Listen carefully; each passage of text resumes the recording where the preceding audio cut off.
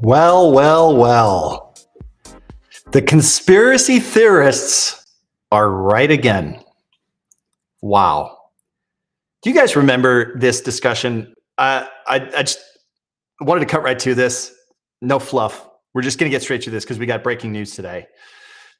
Do you guys recall how we were discussing the plan by California politicians to replace the Palisades with high density, low income housing? I was screaming it from the rooftops from the beginning. Like the first stream that I did about the Palisades fire, I talked about how this is going to reset the clock on all the people like in my family who lived there for 30, 40 years and will never be able to afford to rebuild. They couldn't possibly do it. They're going to get wiped out. And then developers are going to come in and build high density housing in the same footprint. And the Palisades is going to lose its entire character. And a bunch of people are going to get rich. Well, we were called conspiracy theorists, even though I did a follow-up live stream to prove that this isn't theory. It's written into law.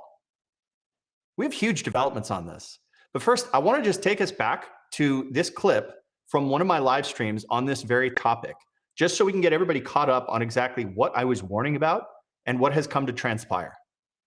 Man, you do not hate these people enough.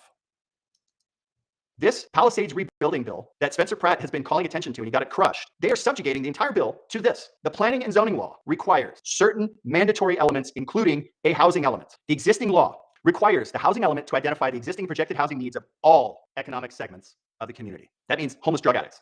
The Palisades is required to consider homeless drug addicts for the rebuilding. The existing law requires the program to identify actions that will be undertaken to make sites available to accommodate various housing needs, including, in certain cases, the rezoning of sites to accommodate 100% of the need for housing for very low and low income households. This is existing legislation. It already exists. And so what they're able to do is they can launder all of this dirty crap into that new Senate bill by simply never saying this explicitly in that Senate bill. They just reference this. It's like a hyperlink. And there's two hops. We had to go to the active transportation program. And then from there, we had to reference SB 375, which is what this is. Two hops. And you'll notice how they talk about it. It's like, that's not in this bill. And you say, no, homeless housing, that's not in this bill. It's like, no, you're right. It's not in this bill. But it's subjugated to this bill that requires homeless housing. There you have it. I couldn't have been more clear. This legislation already exists. It already exists, okay? And this is what they were trying to sneak through the back door on the Palisades. So there was some controversy over a Senate bill that was being proposed by the representative of the Palisades, who does not represent the Palisades. This guy was trying to push through a Senate bill, and everyone was calling it out, saying like, hey man, are you guys gonna build high density, low income housing here? He's like, no, our bill doesn't say anything like that. And they smeared anybody who talked about it. Do you remember the way that they talked about this? I do. They called you conspiracy theorists. They said conspiracy theories thwart rebuilding plan after LA County wildfires. Read this segment from the LA Times. Posts have preyed on fears of neighborhood change, mistrust of government authorities. Gee, I wonder why. And prejudice against low-income housing. How are you prejudiced against a house? To assert, among other things, that the wildfires were set intentionally to raise the Palisades and replace the community with affordable housing. It's not what they're trying to do, right? And here's the thing. They always do this stupid bullshit. God, this drives me crazy. They will take the most extreme moron on the internet who's saying, oh, they started the fires on purpose. So that way they can lump that in with the very real concern that you're going to take advantage of this wildfire and replace the housing with homeless housing, not affordable housing, housing for homeless drug addicts. And I showed you guys the legislation that demonstrates that not only is that something that could happen, it's literally required by law. Do you remember how they talked about us? Watch this. Rebuilding certainly tough enough after the devastating wildfires, but in addition to the usual hoops residents have to jump through, a lot of folks also battling rebuilding fears. And some of those fears are being stoked by two new bills working their way through the state capitol. New at 5 Eyewitness News reporter Josh Haskell has details on that legislation. It was scary. It was very scary for a lot of us. Pacific Palisades resident Sue Cole is rebuilding, but she's still haunted by what happened on January 7th and how difficult it was to evacuate.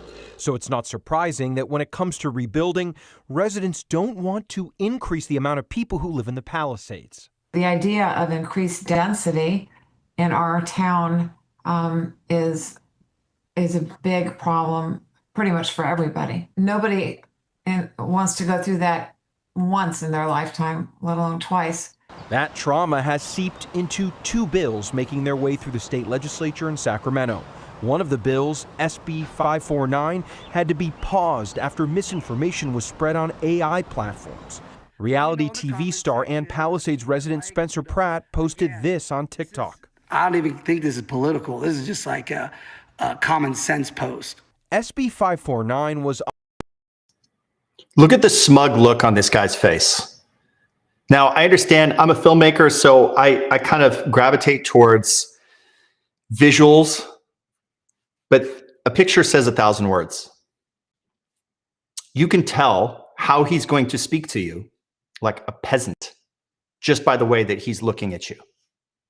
Listen to what he has to say to you. It's authored by State Senator Ben Allen, who represents Pacific Palisades. The bill, which will be worked on and taken up again next year, has a goal of helping people rebuild better, creating an authority that would cut red tape. That other language that was in the bill refers to financing. It's a voluntary financing program for transit-oriented development, that kind of thing. It refers a couple times to density. People saw that and they saw the authority and they thought, oh man, this is all about trying to increase density in the Palisades. That was never what was going on here with this bill. That was never what was going on here with that bill. What do we have today? Gavin Newsom's office tells me, this is from Matthew Seedorf, he does great reporting. Update, California Governor Gavin Newsom's office tells me an executive order will be issued today involving Senate Bill 9. This is just one of several bits of existing legislation that would open the floodgates for increased density in housing in the Pacific Palisades. Quote, I can confirm the governor will issue an executive order today providing local governments in high severity burn areas with discretion to limit SB 9 development. Stay tuned. This is from the governor's press office. So wait a second. Why do we need an executive order for something that's not happening? Fuck you. This is from the governor's press office. How is the governor's press office talking about Spencer Pratt and talking to Spencer Pratt when he was raising concerns about this very thing that they now are issuing an executive order to stop? The claim that the governor wants to bulldoze fire victims' neighborhoods and replace them with affordable housing is absurd, offensive, and flat out false. Do you see how fucking confidently they lie to you? The governor is focused on helping families rebuild, and it's shameful how a C-list reality TV star and anonymous Twitter accounts continue to spread misinformation that fuels fear in this community. No, what fuels fear is the fucking brush that you guys never cleared. That also fuels fires that destroy everything that they fucking have. Do you see how these pricks talk about you? They're talking about Spencer Pratt, of course, who I was like the only one going out on a limb and defending this guy. I did like 3 live streams saying, hey, he's right. Here are the facts. These people are scumbags. They're calling him a C-list celebrity. The dude's house just burned down. This guy's a father. His kids just went through an unimaginable trauma. And you guys are just slandering in print. It's libel. You're libeling him. It's unbelievable. Now, Spencer's got a great sense of humor, so he can roll with this. And he doesn't care. Because guess what? He's a dude on a mission. But this is absolutely shameful coming from the governor's office, chastising a fire victim, no less a victim of a fire that was 100% the responsibility of Gavin Newsom because it started on state property that had not been cleared at all. There was no prescribed fire treatment there. And a simple prescribed fire would have saved the entire Palisades. And this is how they're talking to Spencer Pratt. And it turns out he was right the whole time. The idea that they're going to bulldoze fire victims' neighborhoods, it's already happened, and replace them with affordable housing is absurd, offensive, and flat out false. Well, then why do you need an executive order? Now, this same blue-haired intern who's running this account is now telling us we're going to issue an executive order to restrict that thing that we said is not happening. And we called you guys conspiracy theorists for saying that it was happening. Well, now we're going to issue an executive order to stop that non-existent thing from happening. You do not hate these scumbags enough. They followed up with another tweet. After they had used their supplicant media outlet, the LA Times, which used to be a respectable newspaper, but clearly they're just here to do the bidding of power, which they do dutifully, without question, without compunction. And they quoted this LA Times article libeling Spencer as a conspiracy theorist. Does Spencer now have to sue the LA Times? I think so. Dude, he's already suing the governor. He's already suing the LADWP. I think he should add the LA Times because look at what they said about him. Conspiracy theories, thwarting rebuilding plan. They're trying to antagonize the entire plaintiff class against Spencer. Well, guess what? Everybody in the Palisades loves this dude, just so you know. Nobody in the Palisades is like, hey, Spencer, shut up, man. They're all like, thank you. Thank you for speaking up because we're all too docile to say anything publicly. And they are privately messaging him, thanking him for doing this. And anybody else in the Palisades should probably be thanking Spencer Pratt because he's the only one with balls to actually stand up and do this. But the blue-haired intern running Gavin Newsom's press office account followed up with this. After they planted a story in the LA Times, their supplicant media arm, and they said, losing your home is heartbreaking. No one should have to go through that. See how they're trying to strike a more compassionate tone here? But it's a curveball. And we're fully committed to supporting you and your community in recovering, period. But that pain doesn't give you license to mislead your neighbors with completely fabricated conspiracy theories. Dude, sue the fuck out of these people. You've been spreading false information that's scaring people and actively hurting the very community you claim to speak for. And now, thanks to your videos, we are issuing an executive order to stop the very thing that we've just been telling you doesn't exist. Dude, that's not what it actually says, but that is the truth. Do you see how hard in the paint these people went? Gavin Newsom's press office and the LA Times. This doesn't give you license to mislead your neighbors with completely fabricated conspiracy theories. It's not fabricated. It's not a conspiracy theory. And the governor is now, according to this very same account, this governor is now issuing an executive order to stop this exact thing that apparently was completely fabricated and a conspiracy theory. Do you see this? I know most of you believed me when I did these live streams, right? Because I show receipts and I don't bullshit people. I shoot it down the middle. Much to the chagrin of the people who want like the most juicy stuff online. They want to believe that it's space lasers and that they deliberately set the Palisades on fire. I don't believe any of that. But I do believe that there is a mindset with these people, these true believers who believe that disaster is something that's supposed to be leveraged to build back better. They never let a disaster go to waste. That kind of disaster capitalism or disaster communism, as it were, it doesn't necessarily mean that somebody deliberately set that fire, but it does mean that they are taking advantage of these people and they're lying the entire way through. The entire way through. This is a fucking lie. This tweet is a fucking lie. I would encourage Spencer's lawyers to include the LA Times now in their lawsuit. The way that they lie about these people. They were right the entire time. Dude, this is absolutely maddening. They are issuing an executive order so that way the Pacific Palisades can override existing state law that would require them to build homeless drug addict housing. in the most affluent community in the country. Unbelievable. So they're issuing an executive order for something that they told us isn't happening. What are the lessons here? Number one, don't give up. Don't roll over like everyone in the Palisades has, except for Spencer Pratt. He was the only dude doing this. I mean, obviously there's anonymous accounts who are saying a few things, but Spencer is like the only person who's like genuinely got something to lose. He's a media figure. He's got bills to pay. He's got a family to raise. And he stuck his neck out there and people are making fun of him. And look, when he first came out and was speaking out on this stuff, yeah, he didn't necessarily have like a complete command of all the, the granular details about wildfire and all this stuff, but he could smell that something wasn't right. And he was correct. And I said this when I went on his podcast. I can't wait for you guys to see that episode. I told him, like, look, I think everybody can smell when something's off.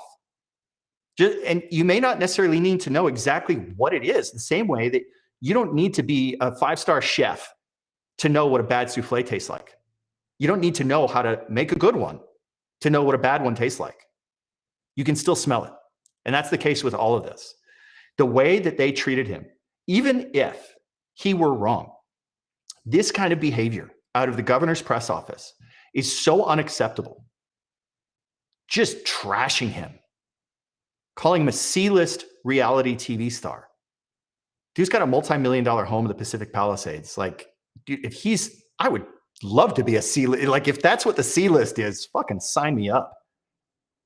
Accusing him of spreading false information, misleading his neighbors. See how they're trying to antagonize the entire plaintiff class that's actively suing these people against him. They're trying to sow discord amongst the entire plaintiff class, saying he's misleading his neighbors with completely fabricated conspiracy theories. That's all wrong. That's all wrong. This, I hope, is submitted as evidence. And I hope he sues the ever-living shit out of these people.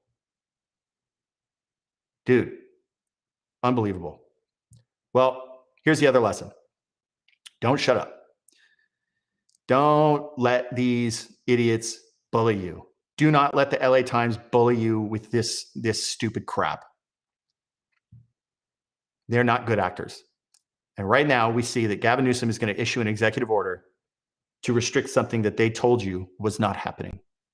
And it just shows you that you got to be more like Spencer and speak up. Have the balls to speak up because you can actually make a difference. The difference between Gavin Newsom and a lot of the other politicians in California, Gavin Newsom is not a true believer. He is not a dyed-in-the-wool communist. Gavin Newsom believes in Gavin Newsom. All he wants is ultimate political power. He wants to be president. That's it. He and his wife want that status. And so everything that he's done in his career has been entirely aligned with becoming president, not doing any good. That's why, the homeless problem has only gotten worse, even though he says year after year for the last 20 years that it's his number one priority. He doesn't care about helping people. But because he only believes in himself and his image, he might accidentally do something right for you. Unlike the Scott Wieners of the world, who are constantly trying to ram this stuff through the back door, because true believers like him actually want to hurt you. They actively want to hurt you. Gavin Newsom, I don't think actively wants to hurt anybody. He just has this blind ambition for power. And that's actually, I'd rather deal with that, because you get this. He's going to cave because obviously he's running for president and he needs the money from the Palisades, right? One of his biggest superpowers is his fundraising capacity in California. Is that like one of the largest economies in the world? And he's going to have a juggernaut of a war chest to campaign for presidency. The Pacific Palisades puts out, just in property tax, something like $700 million a year. Dude, the amount of money in that area is insane. And if he loses them, he's going to struggle. And so now he has to do right by them, because he's not a true believer like the other politicians in Sacramento. He's only a true believer in Gavin Newsom. And so if it's going to hurt his image, he's going to change course. That's why don't give in. I know he's like super aggressive and his blue-haired press intern is super aggressive and all that, but they will cave. if you put enough pressure on them and you show them that you can do reputational damage to Gavin Newsom, they will change. And they might accidentally do some good. So stay on it. Be like Spencer Pratt. If you see him around the neighborhood, give him a handshake and a hug and buy him a soy matcha latte or whatever it is you guys drink in Southern California. Make sure it's a paper straw. Bravo, guys. This is a big deal. Just keep in mind, there's more than just SB 9, right? The legislation that I was covering in my live streams, it goes way beyond SB 9. There are multiple bits of existing legislation that don't just open the door for homeless housing. They mandate it. It's mandatory. So the good news is, and you got to keep on guard here, make sure that what this executive order is it's giving the Palisades just a blank check to override state law. Okay? That's what's needed, because otherwise you're playing whack-a-mole. So if this is restricted to just SB 9, there's, what is it? SB 549? There's this one. Then there's SB 375. And then there's SB 391. Right? All of these things would mandate the same thing. So it's not just about SB 9. It's about giving the Palisades the ultimate authority to rebuild their city the way that they see fit, because that's what they're entitled to do. And the idea of injecting more people into a high fire severity danger zone is unthinkable. If anything, they should be banning more people getting in there. They should be trying to reduce the population in the Palisades. You saw that clusterfuck of an evacuation. Only a moron would think, hey, you know what would make this better? More people. Let's add 20,000 more people to that evacuation and stick them in a fatal funnel. The other thing that the city should be doing, because right now, Blackstone and other development companies are snatching up property in the Palisades with the goal of doing higher density housing. The city should be buying up these lots and making them parks, because it's going to do two things. It's going to reduce the density. It's going to reduce the population density, which is good. Okay. It's especially if there's another evacuation, it's only a net positive. The other thing it's going to do is it's going to, if you're not building new buildings, but you just have a dog park in some of these lots, you're going to break up that mosaic of fuels, right? Part of the problem with the Palisades was you got tons of homes, especially in the alphabet streets, stacked right on top of each other. There is no disruption of that fuel bed. So the fire just went from house to house to house to house to house, like dominoes.